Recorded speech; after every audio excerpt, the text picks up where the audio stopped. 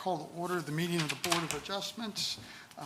First, we need approval of our minutes from our last meeting on March 4th. You've each received a copy of those minutes. If there are no questions, I'll accept the motion to receive the minutes. I'll move to accept the March 4th, 2020 minutes. All right, we have a motion. Do we have a second? I'll second that motion. Okay, all in favor say aye. Aye. Those opposed? Okay, it's unanimous. All right, and I'll turn it over to our building official, Mr. Mike Bailey. Thank you. So there's just one item on today's agenda, and that is case number V-05-20.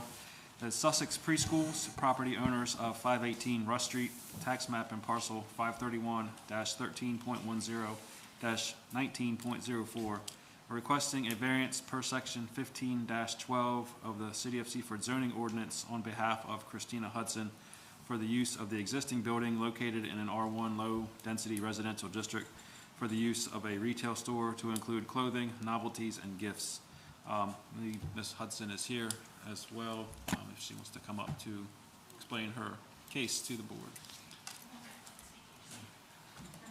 Just state your name and address for the record. Christina Hudson, 200 North Shipley Street.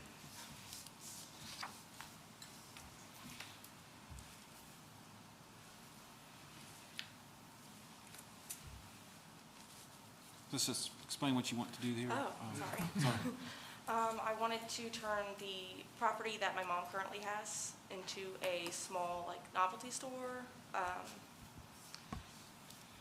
friend of mine has one, and it's similar to that, little gifts, T-shirts. Simply Southern is a contract I'm currently waiting on, along with other contracts from other companies, including local companies such as Delmade, to come in and then put product up for anybody to come in from Tuesday through Saturday from 11 to 7, closed Sunday, Monday. I'm sorry, Tuesday through Saturday, Yes. closed Sunday and Monday. Yep. And your Yes, sir. hours? 11 to 7. And then the parking is to the side, and then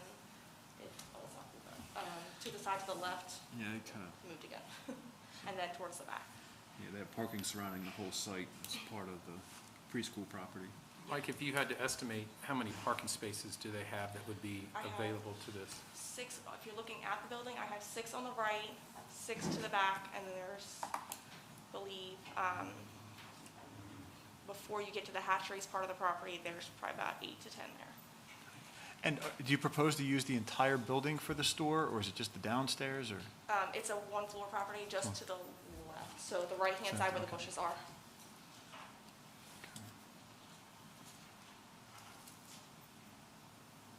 So just maybe a little bit of background about this property specifically. This was the former outgrow office for Allen's Hatchery for many, many years. So this housed servicemen who would meet in the morning there, do their office work, and then go out and service the various chicken farms that were out there. This property was non-conforming use. And Mike, as far as I know, this was really never used as a residential property? Not to my knowledge. So it's still laid out in offices is a question, I guess? Yes. So it was always a commercial use, I'll say, is that correct? As far as we know, yes, and it still has a bathroom in it, and then the one room that I plan on using. Okay, and it's so basically you won't even need to make any changes in any walls or anything, it's laid out for your retail It's space? completely laid out. Okay, all right. And I had another question for you. Has the house, or the building, I should say, has it been used for anything since your family took possession of it? Right now, the left-hand side of the building there is one room in the back that we store extra toys, like if we've over-ordered new product for the classrooms. We have cots in there and boxes, toys that have not been opened for classrooms that we have yet to have open in the building, in the child care center. Okay, so, you obviously have looked at other uses or options for the building, and because of its past commercial nature, your opinion is it would be too difficult, a hardship really, to convert it into a residential use or anything other than that? We thought about residential use. Actually, before we purchased 200 Shipley Street, where I currently live, that was going to be an option because it's gutted, so we were going to just have an architect come in and design it for a home, but then we decided otherwise because Shipley became available. And then she's also thought about doing ECAP program for pre-K that is currently residing out of the Boys and Girls Club. But then that fell through due to a licensing problem, and then COVID took over. So, What type of signage are you proposing for the property? we have a friend at Impact Graphics that is going to do a vinyl sign and hang up on the side to the right, if you're looking at this part right here. And then he also offered to do one in the front where the first triangle is on the right, and then one towards the back door. Maybe if I'm sorry, if I might. Sorry, the door's in the How- back, so that, the door that you see to the left-hand side, that's not the door of entry. The door is around the back, you can't see it on this picture.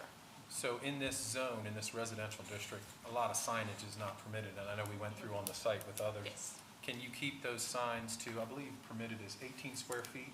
They're gonna be on the building. It won't be a sign like out front unless Okay, that's so it'll permitted. be applied to the building, it'll be very small in nature? Yes, Okay. Not lit, visible, but not like, That's a good question. it won't be lit up. I'm sorry, The sign, it won't be Illuminated, lit up. illuminated, no, no. Just your basic vinyl plastic sign. 18 square feet is the. You think you can work with 18 square feet? Oh, yeah. Okay.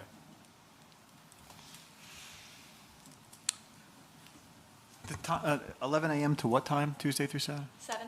7. That way there's not a lot of traffic flow when it gets darker. And you don't feel it would be any conflict with the parent drop-off or pickup or children traversing the site? Absolutely not. Our drop-off at the daycare center ends at 9 a.m., and the pickup is from anywhere between 3:30 and 5:30. And they have their own parking. The roundabout in the front of the daycare center is the main drop-off and pickup. And just us, like the Yellow Mustang is unemployed, so it's just the administrators that park on that side.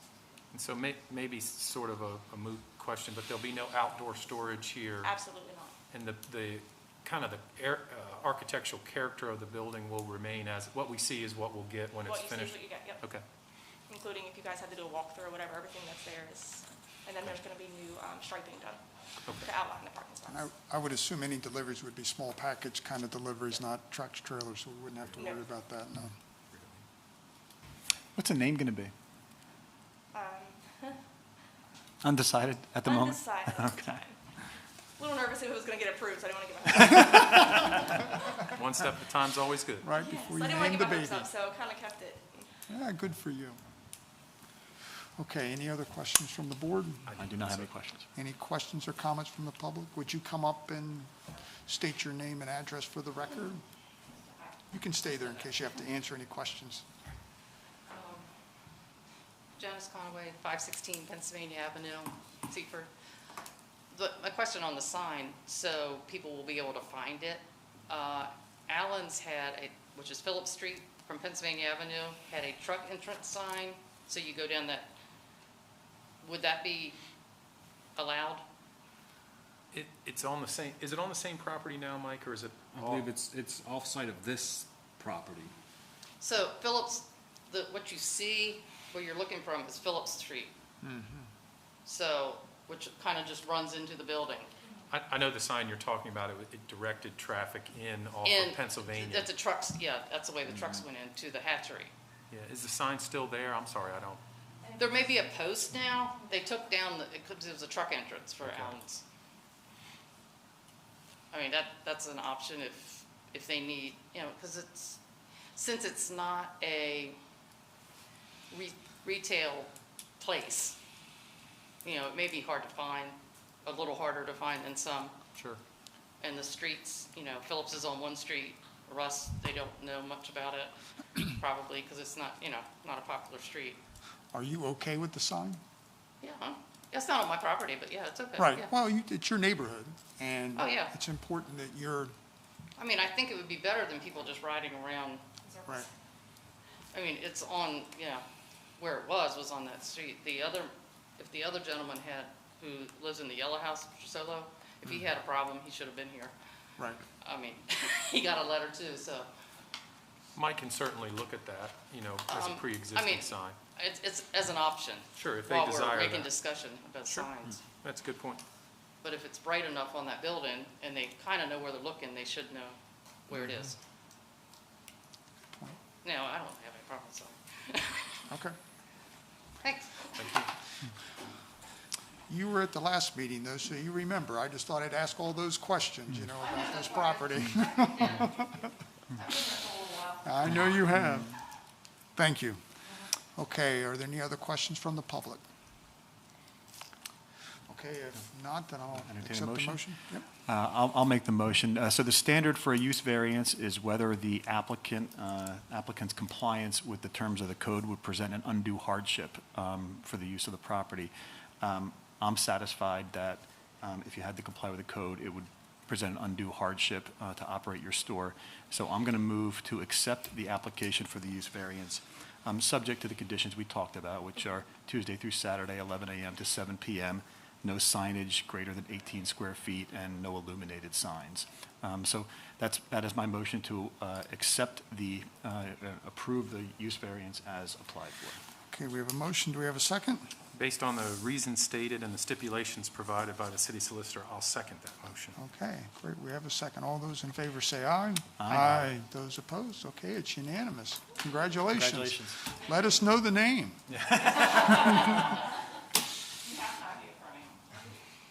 All right. Besides that, I can walk there. All right, if there's no other comments or questions, I'll accept the motion to adjourn. I'll move to adjourn the Board of Adjustment meeting. Motion, do we have a second? I'll second it. All in favor say aye. Aye. Those opposed? Good. Thank you.